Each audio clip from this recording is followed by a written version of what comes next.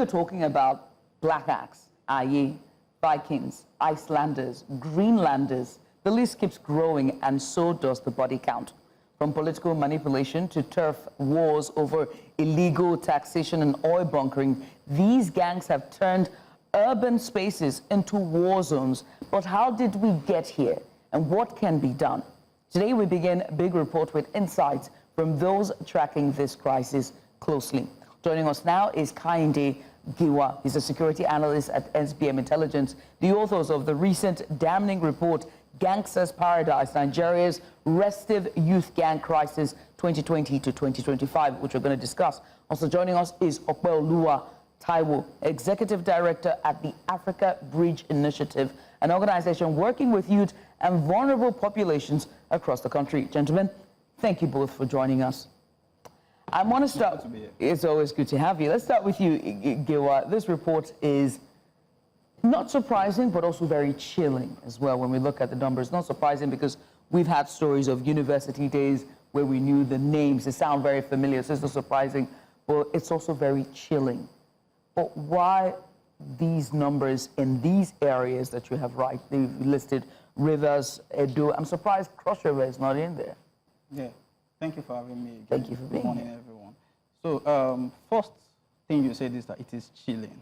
The incidents are, most of the incidents we hear about is terrorism, insurgency, banditry. So, court gangs and court clashes or gang warfare is highly underreported and underestimated, across all geopolitical zones in Nigeria. And it's not restricted to one, even in the northeast and in the northwest, although, it is a bit, infinitesimal, it is a bit small, but we have over 30 fatalities in the northeast and northwest in the space of 5 years. So, but of course, the south-south and the southwest play, they are major epicenters, of this violence.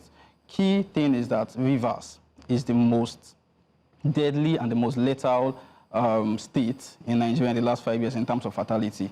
We've had over 700 fatalities from the south-south. Rivers alone having 400 fatalities, largely due to access to sophisticated arms and weapons that, were accessed, so to speak, from past militancy, oil-related, incidents, and, even from political actors, so to speak. So, in terms of fatality, Rivers is more deadly than Lagos.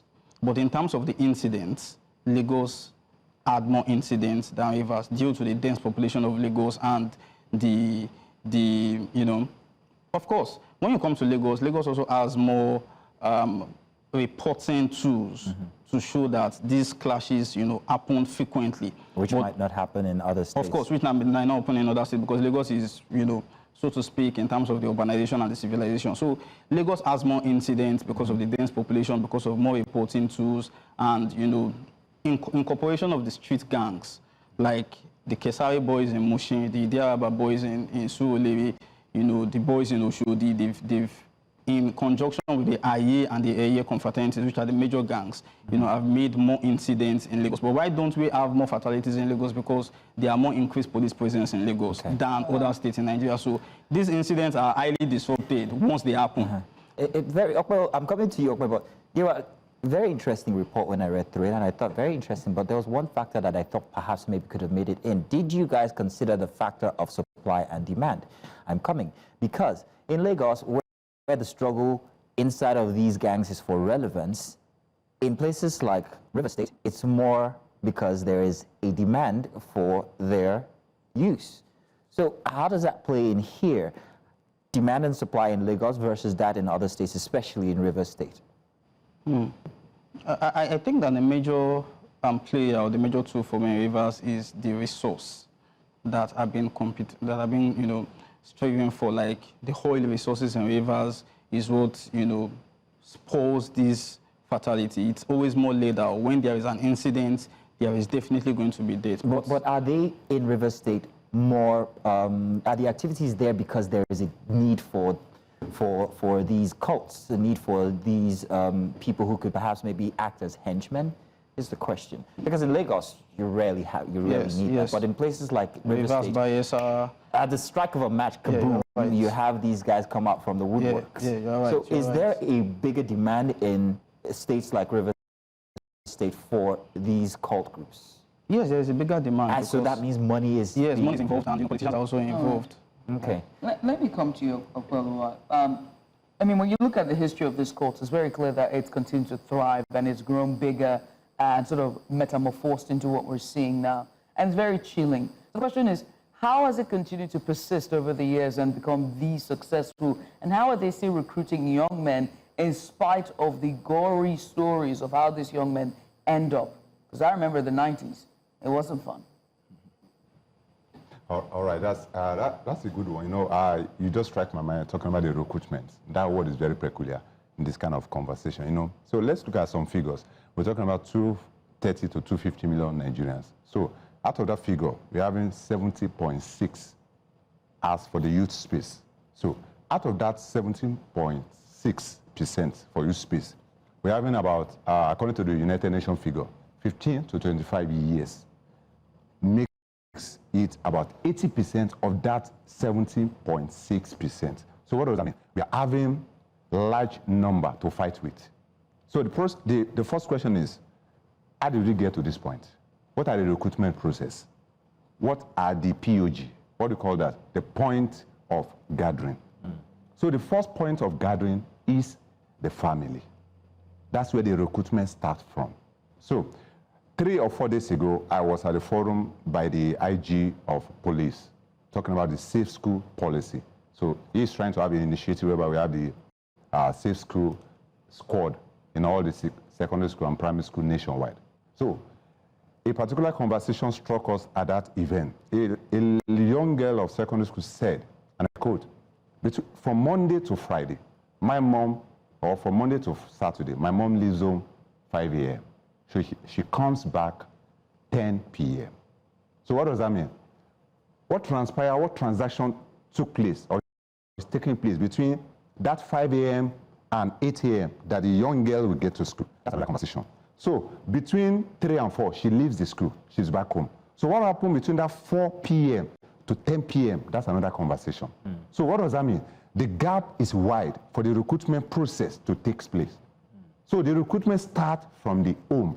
So what does that mean? The social tension, the poor parenting, all right? Or maybe inordinate parenting. So we're not calling it poor parenting. So what does that mean? We need to understand that we are living in 21st century. So a father, a mother is not accepted, it's not acceptable, it's not permitted that you leave home 5 a.m. to 10 p.m. I know the question will come that, how do I feed my kids, all right? So the solution are enormous. The mom, let me give you a typical example. Okay, so I work with the youth, about 66,000 youth in the last 1 year.